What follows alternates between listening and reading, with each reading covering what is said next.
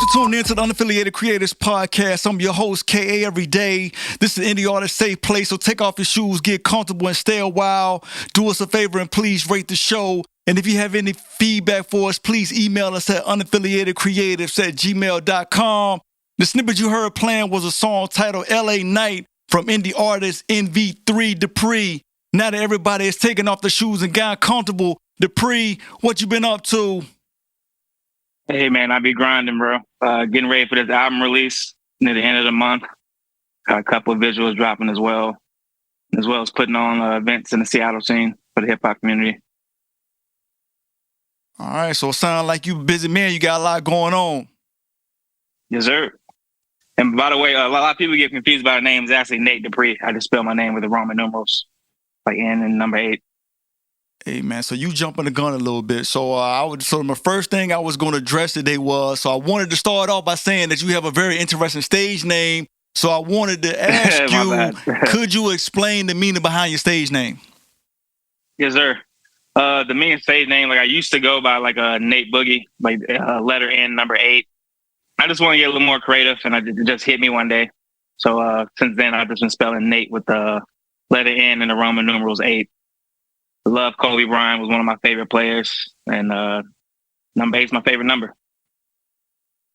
All right, man. So I don't think I gave you a little ground rules of the podcast, but it ain't nothing too major. I try to keep it clean on the podcast, so I don't. Oh yeah, my apologies. No, you good. You ain't said nothing yet, but I just want to go ahead and tell you now, because you might start getting excited and we get going. You be going crazy. So I don't say the N-word, I don't cuss. I just try to ask my guests to try to do the same thing. But if you get real excited and you just say something, I'll just go back and edit it later. So I wanted to talk about this real quick. So you were raised in the Midwest, Gary, Indiana to be exact, the home of the king of pop, R.I.P. Michael Jackson. So what made you move from the Midwest all the way out to Seattle, Washington? The Midwest, love there. I got a lot of family there. Good people, good food, all that. But as far as opportunities and monies, just not out there like that. So I wanted to go somewhere where there are more opportunities, more resources, and things like that. So I could not only be good with the music stuff, but also like just be good in life, be able to take care of my daughter and family. All right. So speaking of Seattle, have you gotten over the Pete Carroll making Russell Wilson throw the ball instead of handing the ball off the beast mode on the goal line, which would have probably led to back-to-back Super Bowls? No, not at all, man. The whole town, they'll never forget that. They'll never forget it. My bad. No, you good. Right, you good. I knew you was going to get excited, man. So you still passionate about it, man. So it's one of the things that the city ain't going to never get over it. It never. Should have handed it off. Should have handed it off, huh?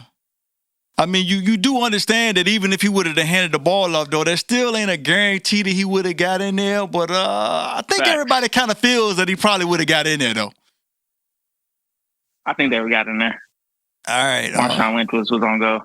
Hey, they don't call the man beast mode for a reason, so I got you.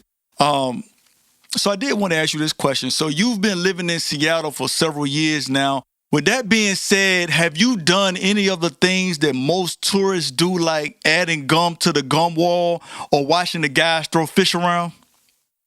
Gum wall, I've been there. I've never added gum to it. Each his own on that. The cover art for my album is actually around the corner from the gum wall. So it's definitely a scene where every tourist or everybody at least goes eventually, I'd say. All right, so it's part of your artwork, but you ain't actually stuck no gum on the wall. Nah. Hey, look, don't feel bad. We got some in common. So I was out there years ago, and I went to the gum wall, and I don't know if it's that I didn't want to stick gum on the wall, but I didn't have no gum at the time. So even if I wanted to, I guess I wasn't prepared, so I wasn't able to stick gum on the wall as well. So, all right. So what are some things that you enjoy doing besides making music? Music. I love spending time with my daughter. I'm a dance dad. I got her in ballet and hip hop, and just being part of that. I also love skateboarding, video games. For real, man. Games and hip hop that's all I do for real. All right, so this wasn't a question that I was prepared to ask you, but since you brought it up, so if you're a big gamer person, are you into the Twitch thing or like big on streaming video games and all that stuff? Facts. I love all that. Any like platform where someone, whether you're a gamer, artist, or whatever you do, where you can put your stuff out there for people to see and be able to create a wave for yourself. I love it. Now, if it's not too personal, have you gotten to the point on Twitch yet where you're actually, I don't know if it's called an affiliate or whatever it is, but are you actually making money off of streaming on Twitch yet? Me personally, I haven't put enough time in as far as like twitching to like gain an audience. I wouldn't say a twitcher. I just game and when I got like a couple hours to myself or something like that. All right, so now again, the ones that's doing it, so shout out to them. So I won't prepare to ask you this question because I ain't even know you was really into video games like that. So what's your favorite video game? I gotta go with Tekken 8 right now. The big Tekken community out here in Seattle. Huge tournaments all the time. Been playing that since the 90s. You know, everybody loved Tekken from then. Okay, so I wasn't even expecting that answer. I thought you was gonna go with the, oh man, I'm a Madden, or I play 2K or Call of Duty or something. You just went. All that too. Okay. All that too. All right, so you even like Tekken over Mortal Kombat? Come on, man. I think it's more technical, man. Like, don't get me wrong, I love Mortal Kombat too. But over the years, I had to choose one that I was gonna stick with, and get over here. Never forgot the combos and stuff. Yeah, man, all the finishing moves and everything. All right. Okay, there's more MK too. All right, so I did want to ask you this question. So how long have you been actively pursuing a music career? Actively, I'd say about 6 years now. At first, like when I was younger, I made a lot of music, and it's more of like a hobby thing. I'd say it was never made money off of it, or since I did the name change. Yeah, I say about 7 years now. All right. So I wanted to ask you, so what drives you to want to be a music artist? What drives me is I love writing, man. I love hip hop as far as like the wittiness of it. You know, I grew up on battle rap. A lot of the man. Like I had a stepdad who head into hip hop. He put me on Jay-Z, a lot of East Coast rappers, and that just that grit, like the Joey Crack, Big Pun, like all them type of guys. That grit that just attracted me to it, and I've been in love with it since. So the reason why I asked you that question is because, you know, a lot of times people feel that when you're an artist, there's kind of two main reasons why you do it. You either do it because you're just very passionate about it, or other people do it because of all the perks that come along with being a music artist, but they're not really in love with it. So they really just doing it either for the money, or they're doing it for the fame, or they doing it for, you know, the groupies and that whole scene, but they're not really passionate about the music itself. So that's why I asked the question. Oh, okay, I feel that. But definitely for the love and passion. Like the groupies and shows, all that's cool, but it's not all day. It's not every day. If you ain't in there doing it for the love or to get better or to impress yourself, I'd say, you know, I'm not hating on whatever somebody wants to do, but I think the best artists, the ones that are classic that stay around, are the ones that are really passionate and ambitious. All right, so since you're in Seattle now, which is technically on the West Coast, I was going to ask you to give me your top 5 West Coast rappers, dead or alive. But it sounds like, since you kind of been all over the place, it sounds like you might not really be just geared to one coast. So I'm just going to ask you just a blanket question. Give me your top 5 rappers, dead or alive, and you can put them in any order. My top 5, like personal? Yeah, to you. Like, okay. My top 5 personal. I gotta go with Lupe, Pusha T, Nipsey Hussle.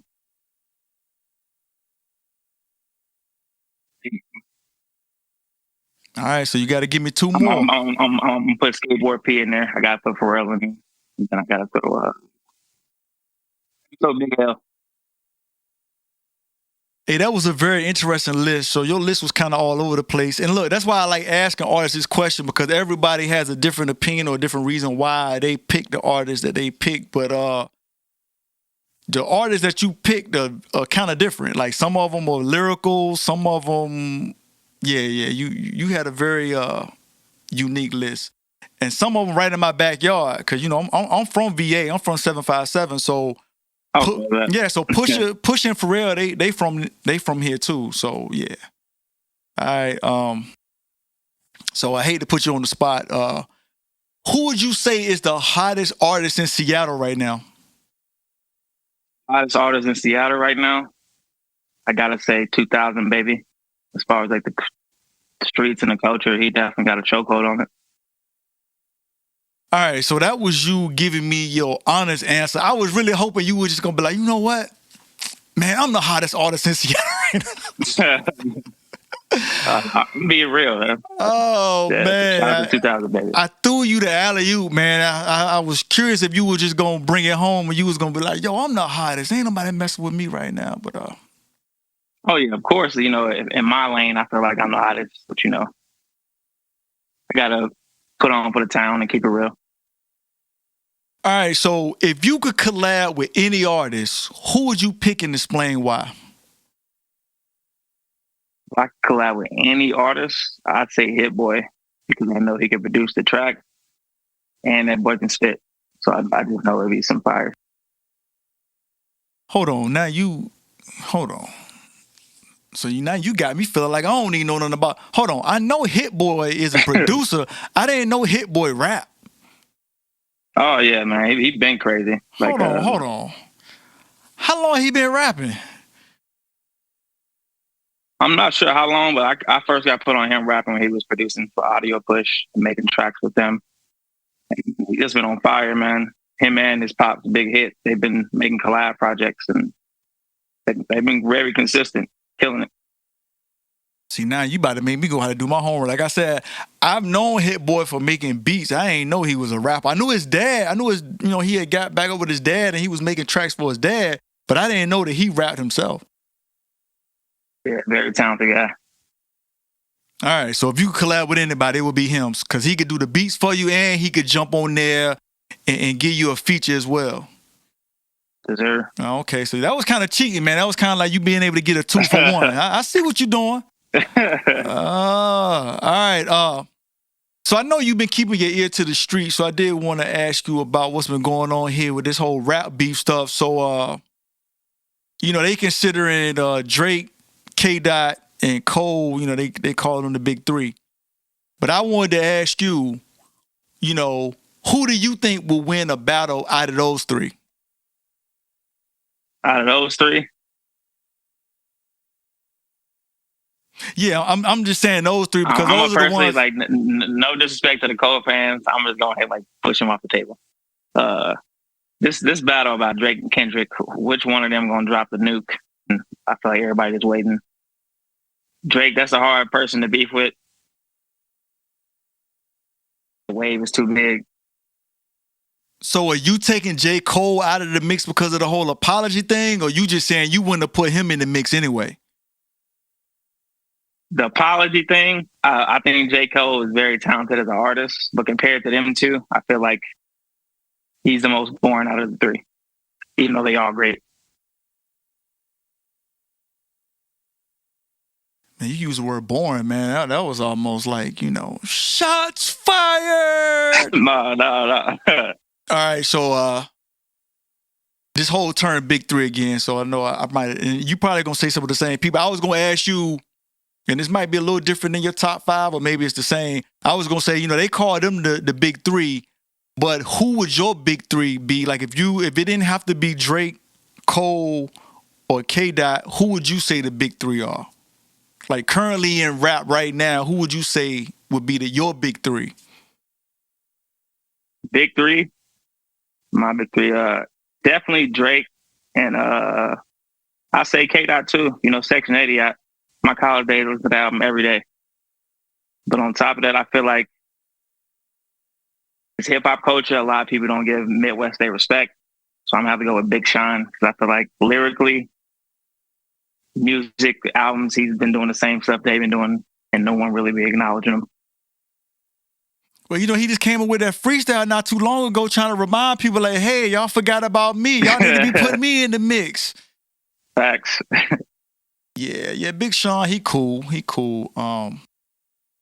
So I did want to ask you, so you have several music videos. You've done a lot of, a music video for a lot of your songs. With that being said, which one is your favorite music video and explain why?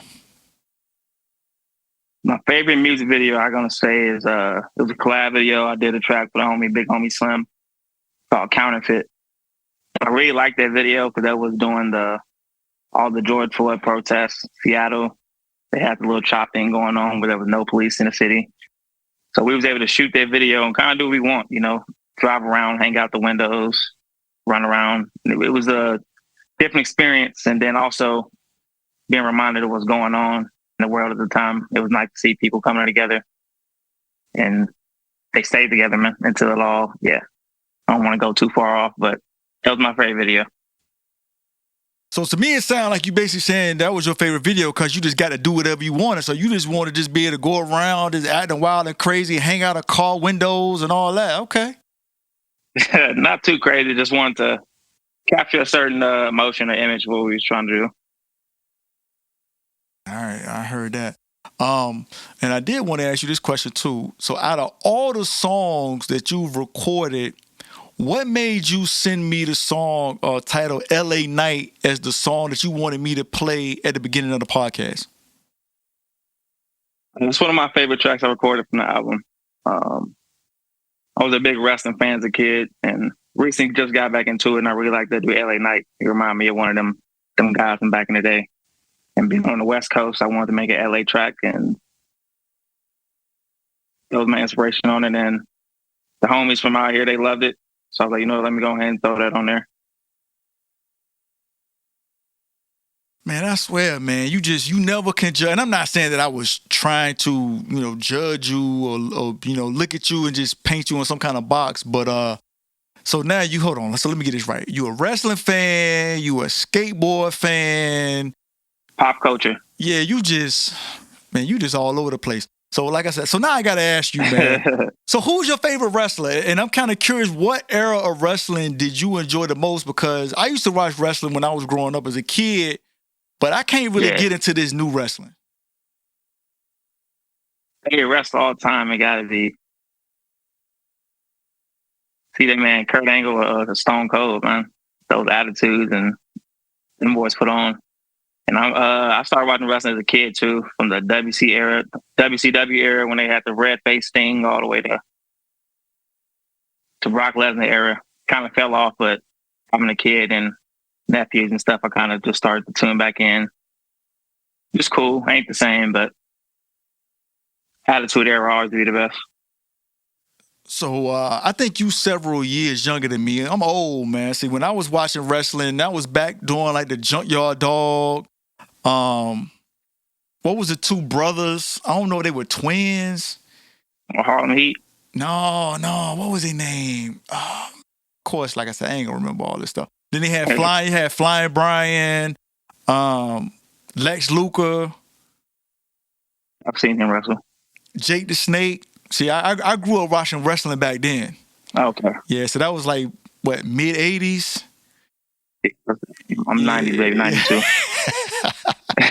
Look, man, I told you I'm old, man. Look, but yeah, and to be honest with you, once I forgot who it was that ruined it for me, but somebody told me that it was fake. And then once I realized that wrestling was fake, man, it just kind of turned me off, and I never really got back into it.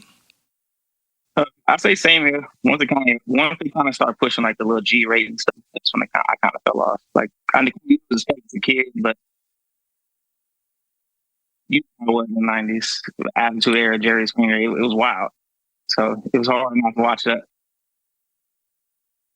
Yeah, you're right. Yeah, I don't know. I think it's just more commercial now. But at the end of the day, man, it's all about money. They all making they making crazy money, so it probably will never go back to the way it was. All right.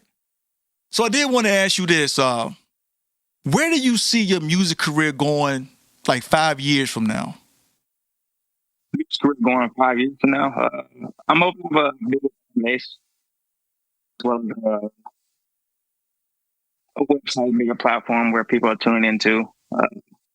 Music, I love it. You know what I'm saying? This is what I'm very passionate about. As far as relying on paid bills, it's not what I'm in for. I'm trying to launch a printing business as well as my event service. So 5 years from now, I'm hoping that I have at least 20 projects out. That's kind of my goal to stay consistent with dropping projects and content. All right, so I ain't gonna let you get off the hook. You were just talking real high level, but you must forgot who you was talking to now. So I got to dig a little deeper now. So when you talking about a printing service, are you talking about like making clothes, or are you talking about something else? Making clothes, like clothing or hats, mugs, whatever anybody needs, whether they trying to start their own clothing business or a school needs jerseys. I'm just trying to be that guy. My family own a printing business out in Georgia. I'm trying to get one out here in Seattle.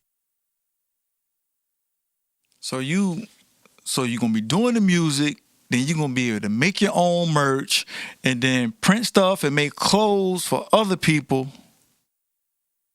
Hey man, you being greedy right now, man. You look, man. You got your hands in too many pots, man. What you doing, man? Like I said, I'm 92. I'm trying to age in the game gracefully. Man, so you sound like you trying to retire next week.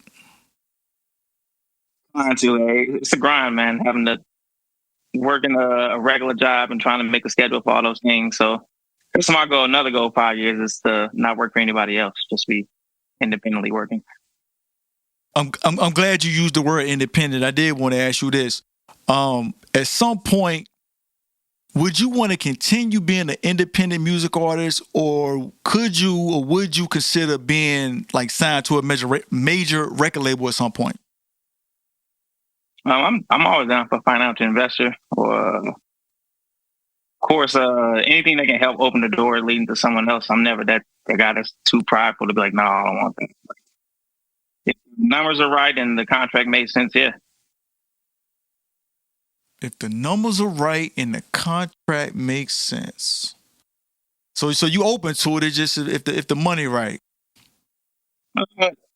Not to say just if I'm done right, you know what I'm saying? Like I don't have like a Drake fan base, so I want to speak like them type of numbers. But if it's something that's livable, where I could every day just have a creative space where I can not have to worry about clocking in somewhere, I can just work and create music. Yeah. Somewhere where you can work and create music. All right. So you kind of been all over the place. You Midwest, Seattle. Now you just said somebody you got family and ties back here in Georgia. Do you see yourself just staying on the West Coast for the rest of your life, or at some point you think you might go somewhere else and hunker down? Definitely, mainly West Coast. I have a daughter out here. Seattle kind of taught me how to get my little business things going together. So I really love the culture out here and the opportunities. My family, they kind of moved out here since I've been out here. I'm just trying to raise the next generation of my family and build a legacy, keep myself in the scene. And West Coast is where it is, man. East Coast would love to live in New York. I've been a big fan of that since a kid, Never had an opportunity to really get out there. Yeah, I've been there, but it ain't been to live or nothing. It was just kind of like, the whole go see the stuff that they always show you on TV, and it's too expensive to live there. So it was kind of like, hey, man, I had fun over this weekend, but it was time to get back home. Sure. All right, so the premise of this podcast is independent artists learning from other independent artists. So I couldn't let you get out of here without asking you, what mistakes, if any, have you made so far in your music career that other people can learn from? Mistakes that I've made, say definitely don't put all your eggs in one basket whether it's a project and a music video. Don't be on that. Oh, I'm gonna break the internet tonight with this. Don't ever do that. And as far as the pay to play opportunities, be smart about those too. You know what I'm saying? If you think a show gonna make you famous overnight because you open up for Finesse 2 times, you know, you kind of thinking of it wrong. You got to use that as a kind of promotion, a way to promote your brand. You know, make sure you got merch there, have a laptop where you're showing your videos off, all that. So you just actually made me think of something that I wasn't even prepared to ask you, but I'll ask you now. So out of all the different social media applications, which one do you think is the best one to use as far as being a music artist? I say Instagram and Facebook. You can kind of promote with both of them kind of connected together. At least for me, organically, those things will work, as well as YouTube. I'd say tapping in with certain channels and playlists. If you can get on those, definitely do that. So it's interesting that you said Facebook. So I don't even really use Facebook for anything because it just seems like, you know, you go up there, you just get bombarded with 50 million. Hey, you might know this person. You might know that person. So I guess if you could cut through all of that, you know. Yeah. All right. So I did want to give you this opportunity. Is there anything that you want to talk about that we haven't talked about already for any reason? Like I just didn't happen to ask you that question, or you just wasn't given an opportunity. Anything that you want to talk about that we haven't talked about already? We talked about a lot, man. We talked about games, why we changed the name, what the name meant and all that. I mentioned the album a little bit. You know, it come out on the 25th called Sea Levels. Man, the name inspired by the area, and you know, me saying I want to set that bar. But you know, I feel like we can talk a lot. And you know, I've talked about it a lot. Like a couple years since I did a little interview like this, so I know I'm kind of rambling. No, you good. So I was curious to see if you was gonna talk about Sea Levels, because if you didn't bring it up, then I was. But let me ask you this question: is there anything special about that release date, or you just were like, you know what, I just wanted to come out on this date, so this is the date that I picked? It's very special about release date. 425. That's one of the area codes, and it's also my birth date. And the album is a collab project with one of my favorite producers, the producer from New York, Jared Shadow. He's been grinding for a while, and our chemistry is crazy, man. He produced the whole thing. It's been like a year and a half process on the album. All right. Before we get out of here, I just want to give you the opportunity. Is there anything that you wanted to ask me? Man, how long have you been doing the podcast? I love how you have everything set up, and I'm a show myself. You know, I be trying to comment and like, and I be seeing everything you do. Hey, man, I appreciate it. To answer your question, and it's very easy for me to keep track of this because I basically started it like right around Thanksgiving. So this Thanksgiving coming up will be 2 years. Okay. That's what's up. Yeah, so it hasn't been 2 years yet. I just been kind of trying to be consistent with it. I gave myself what I think a realistic goal, and I've been able to keep up with that goal. So, you know, God, you know, hoping God don't hit me with something that I can't, you know, recover from. But other than that, man, I'm just gonna keep trying to just stick to the goal, or trying to put out at least, you know, one episode a week. That's what's up. I say like staying consistent. Hey, man, because wise man once told me consistency is key. You don't have to be the best, just be consistent. So that's what I've been trying to stick with.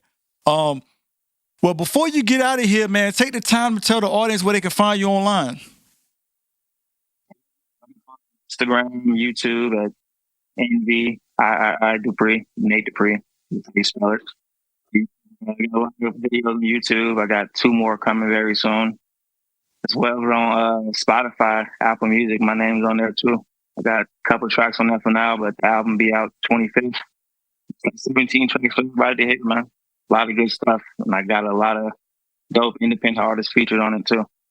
All right, man. So I want you to spell your name one more time because I want to make sure that they get it right so they know exactly where to go to find you again. All right, bet. Yeah, there's 3 guys in the name, y'all. NVIII Dupree. Dupree. Hey, man, well, I appreciate you taking time to come on the podcast, man, and you be safe. Same, man. Appreciate you. All right, man. All right, be easy. All right.